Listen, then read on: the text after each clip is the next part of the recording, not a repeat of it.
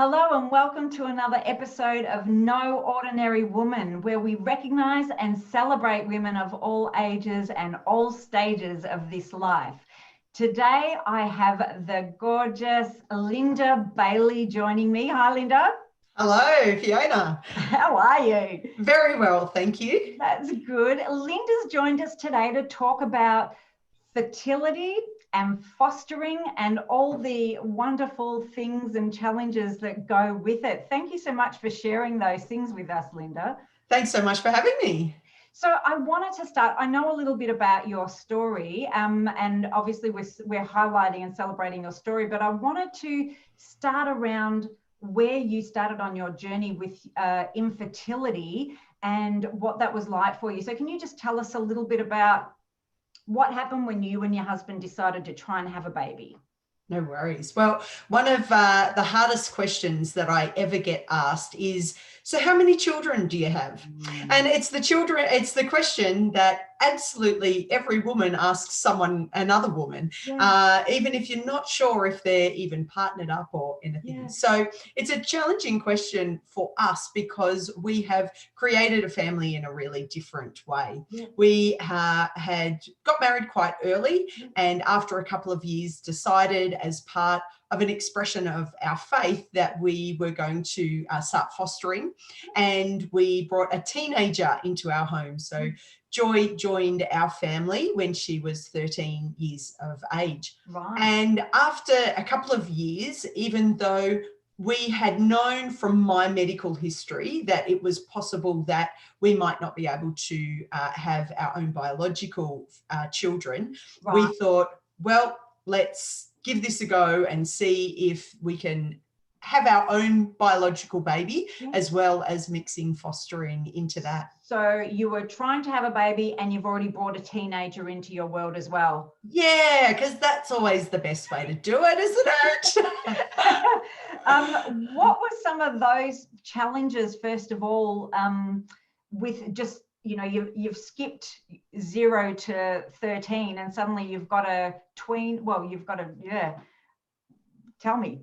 Yeah, look, I think starting to have our own biological, well, trying to have our own children was a bit of a challenge anyway. We kept it a secret, even from our closest family and friends, because we wanted that ultimate announcement where we knew we were pregnant and we announced to everyone, isn't this great? Celebrate us because we're now pregnant. Yes. And so we started quite secretively, try as you do. You don't need to broadcast that you're starting to have unprotected sex, and it's a bit of a taboo issue conversation still. And so, but after 12 months, we realized it wasn't happening naturally for us. So then we started seeing a specialist and going through some infertility treatments with different drugs. We hadn't got to the IVF process yet, but just started different processes. And as I look back, we only did that for 12 months, but wow, it was one of the longest 12 months of my life, because every month was this roller coaster of, okay, we're going through this process. I'm taking tablets or going to appointments and getting scans and injecting myself. And it was like this hope something's going to happen. And then I'd get my period again. And so it was crashing back down, and then having to have enough hope to go through it all over again, to then have that hope, discouraged again and again and again and again. And at the same time, having this teenager in our home who we are trying to help process, what does life look like now? I've been totally transported to another home. This is supposed to be my family now, and not wanting her to feel like, oh, we're just trying to get a replacement, like a real child, because you're just our foster daughter. And she hated that term, foster daughter. So we'd always refer to her as our daughter. So it was a tricky time for us personally, as well as trying to make her still feel like she was an important part of our family too. Yeah, sure. And hard to bring them in at that stage of life, I imagine. So you've tried for a year, then you've gone assisted for a year, and then you moved on to IVF. Is that right? So the decision we had to make at the end was either do IVF or do nothing at all. Yeah. And it had been, I'm generally not a highly emotional person, but that year of assisted fertility, oh my goodness, my husband was like, I just want my wife back. Right. I realized it was all so internal. I would find myself just pulling my car off on the side of the road and bursting into tears. And it was and I love my husband, and he was supportive and encouraging and was with me the whole way along. But it's actually a really lonely process to go through. Right. I had to go to every appointment. I was the one taking the medications. I had to have every scan. I lived, and I was the one that was disappointed every time I got my period again. Like he went through his own process as well, but I just felt that I was carrying the burden of it so much on my own. I'd never even looked at it like that. Like, even though the couple goes through it together, the woman really does. I mean, I guess the woman carries the baby. We do a lot of it. Presumably the guys just show up for the good bits. At the beginning, it's like, and even the good bits weren't good bits anymore, because it was intimacy just became a function. We're just doing this because it is our peak time. This is the window. And I can remember saying to Cam, like, can't you just arouse yourself, because, let's just get this over and done with. Oh, wow. So it wasn't the intimacy. blues fell off the rose. Oh, well, early in the year. Absolutely. So it was a really challenging year emotionally as well as physically for us. And so in the end, we decided, you know what, IVF is not for us now. And we didn't know what that would mean in the future, but we decided it wasn't a decision that we would do. And we would just pour into Joy, our teenager, as much as we could as part of that process. Right. Wow. So obviously that you were exhausted, you were putting your body through a lot and your mind through a lot, and you had your ups and downs and you're rocking backwards and forwards in a corner on the side of the road. How does it impact your relationship and obviously we know the physical side of it kind of out the window, but what about the closeness and the other side of your relationship together? How did it impact that? Yeah, I think, as I said, Cam experienced it quite differently and knew that I was experiencing it as well. And so it was an easy decision for us to make at the end not to proceed with IVF, because we weren't willing to take the hits to our relationship for where we were at after the year that we had. And so, so it was, while there were lots of times where we kind of felt distant to feeling close, at the end, like when we decided not to proceed at that point, it was really helpful that we were on the same page. Yeah, I think that's a really good point for anybody watching this particular story, is all of those things is really normal. It's okay to have the ups and downs. It's okay to lose it. It's okay to rock backwards and forwards. Life is challenging, but these particular parts of life and the impact that they can have on our relationships and just trying to hold your relationship together and support each other. And like, it must be hard to try and support the other person while you're just trying to hold yourself together. Yeah. And I think too, when you go through something, it's so personal to you and you're experiencing such heightened emotions during it. Like even recently, something came up. I was managing the family and Cam made a suggestion that made my life more difficult.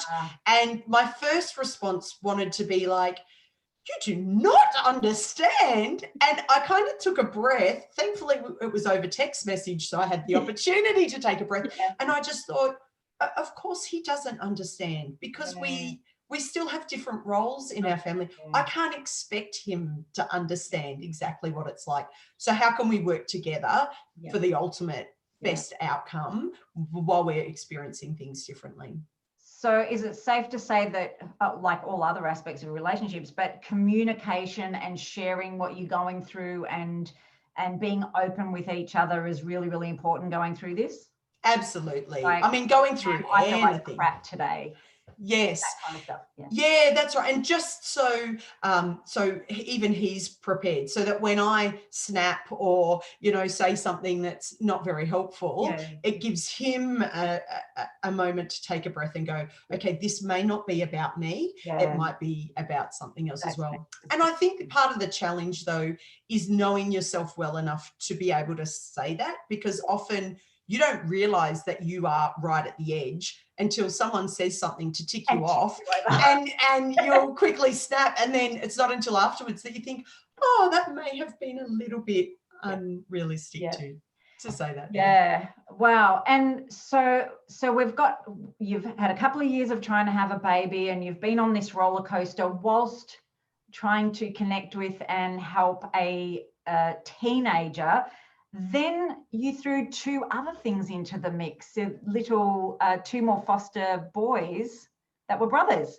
That's right. So when Joy turned 18, as what happens with a lot of foster kids who have sat under layers and layers of authority over them, they have the opportunity to spread their wings and do things their own way. So Joy actually moved out after she turned 18, which was a process in itself, with a lot of teenagers, and particularly those that have gone through trauma. They express family in a different way to how maybe the parents would want them to express family. And so we kind of took stock for a little while and processed that part of our family life, and then felt we still had an opportunity to care and to love other children. And so we took on two boys into our family. They were brothers, and we felt that if they were younger, we could have maybe a more significant impact on their life. And so they were 4 and 5 when they came into our family. And we kind of went into shock, I think.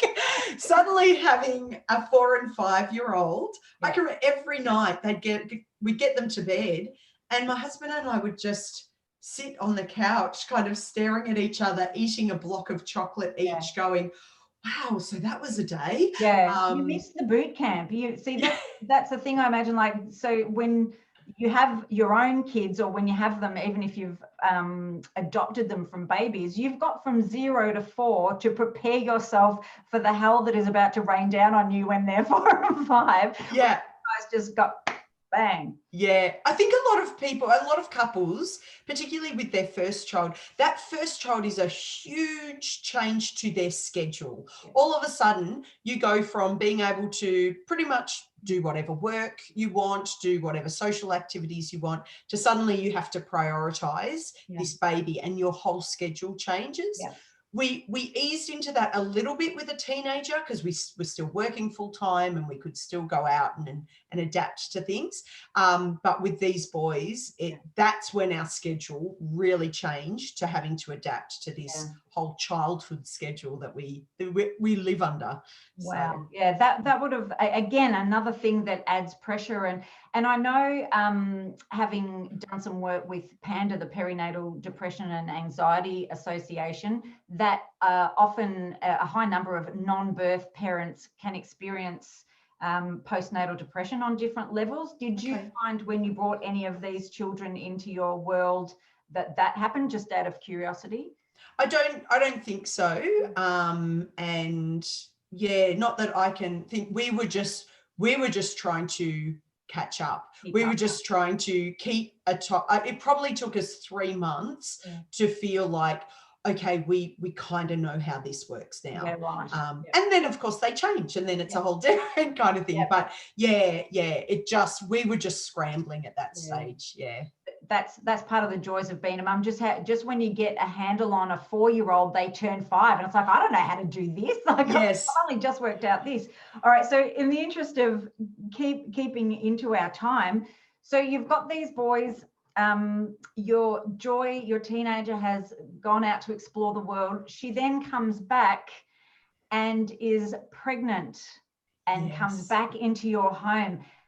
How do you process that when you have been trying hard to fall pregnant yourself and suddenly bippity boppity boo, this one comes back into your world? Yeah. What goes on for you there? Look, throughout our whole process, particularly being a part of the foster system, one clarifying statement that came to me was there is no fairness in fertility. Yeah. And never was that more evident than when we found out that Joy was pregnant. She was incredible. So many girls her age just decided that they would abort the pregnancy, and that was the best decision for them. Joy was adamant about keeping the baby. She really turned her life around in order to give that baby the best start in life.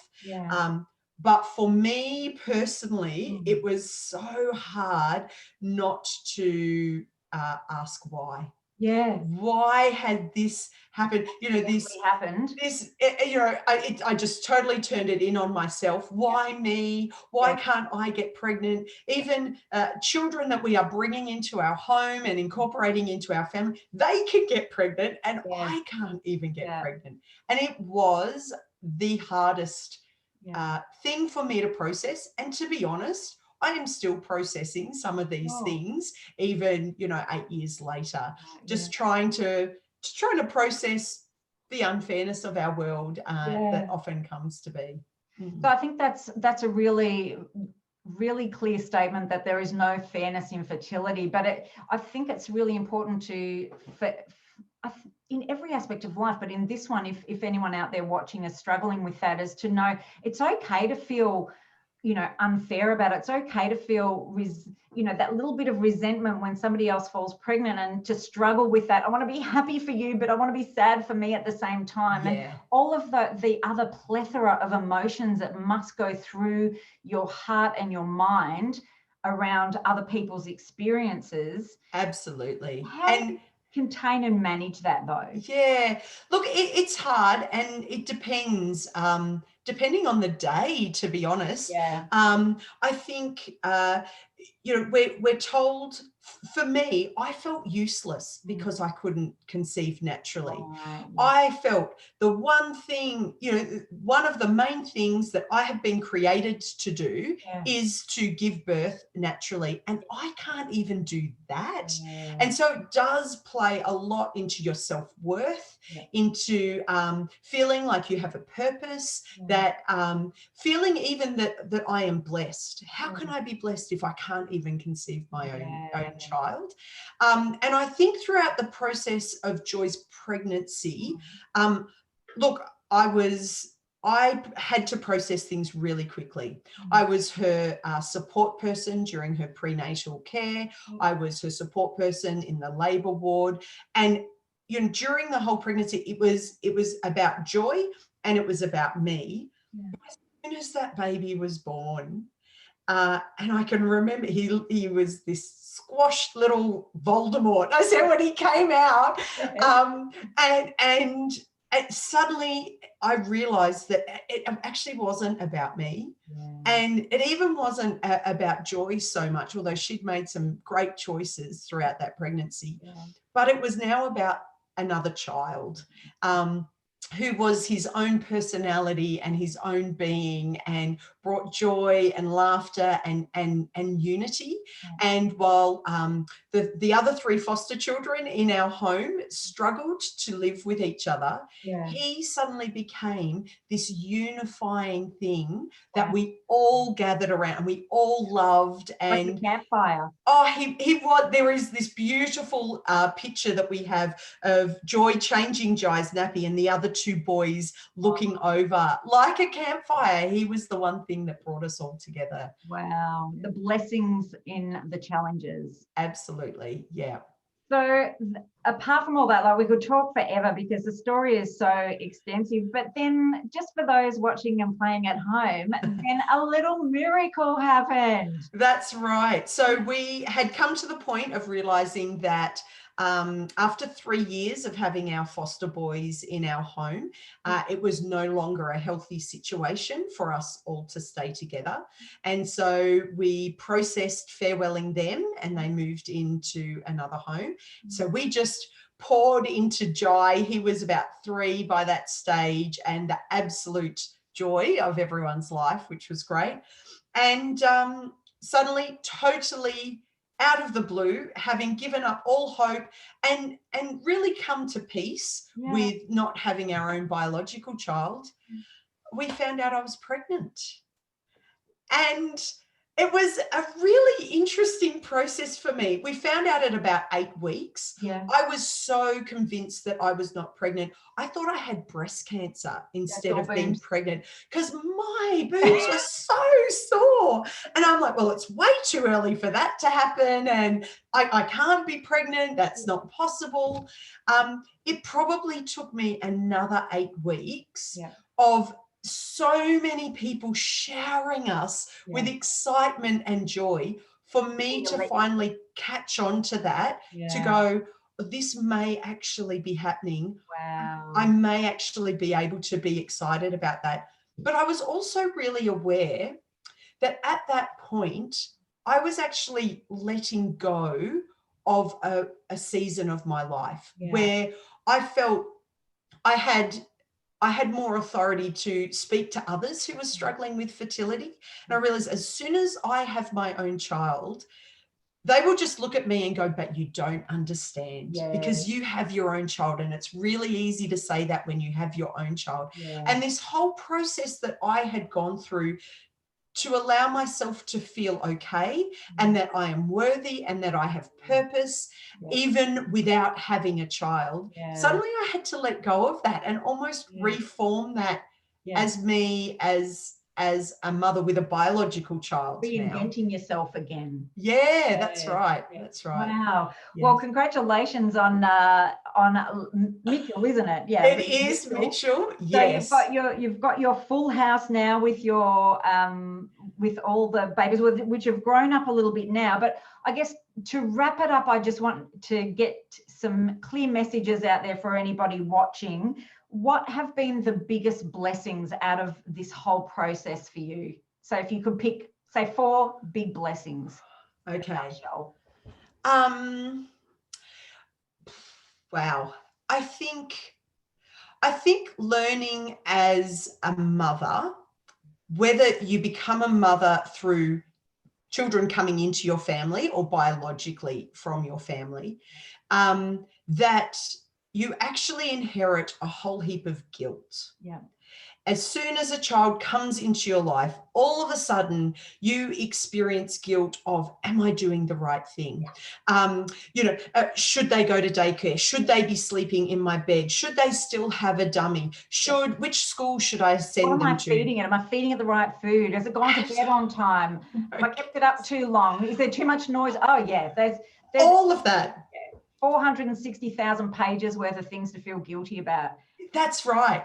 And yet, particularly through our experience in the foster system, we have learned that if you can make your child feel loved and stable, you are setting a foundation that is far greater than any healthy eating plan or strict sleeping routine could ever give them. And we've seen the result of kids who don't feel loved, and don't have a stable, stable home to come back to, and the impact that has on them long term. Just consistency, always being there, showing them love. It can make a world of difference. That's beautiful. And what's been the biggest blessing on you?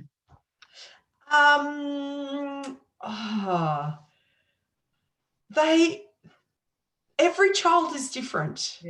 And they bring different blessings into your life in different ways. And you go through those seasons. And I think having learned more about myself as a mum in the various different ways I became a mum. And I think a blessing, whether you could call it that or not, a blessing for me has been that it's actually not all about me. Mm. Learning that it's not all about me. You would think that after I was a teenager, I would have progressed from that, but no, still in my 40s, I still think it's all about me. We're always learning. Yeah, and the actions of other people, and particularly the actions of my children, is not always a reflection on me, and not always my responsibility either. And that has been a real blessing to me. It's really helped me, even in interacting with colleagues and neighbours and family, to realise that there's a bigger picture in play. Yeah, that truth will set you free. Not the way people act towards us, or it's not a rejection of us or an acceptance of us. It's what's going on in their own unique world. And you're right, having kids does really highlight that for you, especially when they grow up and become their own individual human being. Really, we realize our only job was to keep them alive until they went off to do life on themselves. Keep them encouraged, keep them unconditionally loved, and give them a safe space to come home to when they do make a mistake. They will at some point or another, and some are big and some are small, but there will be mistakes. But you've created that sanctuary of love and unconditional acceptance for them to come home and feel safe. Absolutely. And a key learning for me has been to make sure that I actually offer myself grace as well as offer my children grace, because so often we have looked back at how we've responded to our own children, our foster children. We've responded to a particular, behavior or something that's happened. And I just look back and I think, oh, Linda, what did you do that for? Why did you respond that way? But because you've removed yourself, you forget how the sleepless nights you had, the emotional part, that all played. And I think offering myself grace and realizing that each time I have done the best that I could at the time in that situation, and that's okay. And I just need to learn from that for next time, and not rake myself over the coals every single time I look back. There is no such thing as a perfect parent. We're just imperfect human beings trying to raise other human beings, and we're going to get it right sometimes and wrong sometimes. And like you said, the key thing that you learn out of being a parent, whether it's a foster mum or a biological mum, is that you're not going to get it right all the time, and that's okay. As long as you love them, they're warm and alive at the end of the day, you've done a really good job. But I could talk to you all day, but I just the takeaways that if anyone watching has had this struggle with fertility, there are support services out there, and we'll leave some links in the description below. And it's okay to feel whatever you're feeling. It's okay when you get frustrated. It's okay to feel a bit jealous or resentful, or it's okay to have meltdowns. It's okay to get excited. All of the emotions that, our God-given reference system to tell us what's going on are all perfectly okay and valid. And for you, Linda, you've fostered kids, you've got a foster grandchild as well as your own child, you've got a house full, and I just thank you so much for sharing some of your story with us all today. Oh, it's an absolute pleasure, and it's just one of those things that was our journey, and everyone goes through their own journey and processes things, and families are so diverse these days, from step families to adoption to fostering to biological. There's I think we need to stop assuming that everyone is going through the same experience as us, and that someone else's family looks and feels the same as our family, because everyone is different. And even people who have their own biological children, and that was easy enough for them to fall pregnant, we all go through these different times, and we need to be kind to ourselves and kind to each other. Exactly. I love that. Be kind to yourself and be kind to each other. We're going to end on that note, because I absolutely love that. But thank you again, Linda, for joining us. It's been an absolute pleasure talking with you. Thanks so much for having me, Fiona. That's okay. And if you've enjoyed this video, please give us a like and share it with your friends. And we will see you next time for another episode of No Ordinary Woman. Bye for now.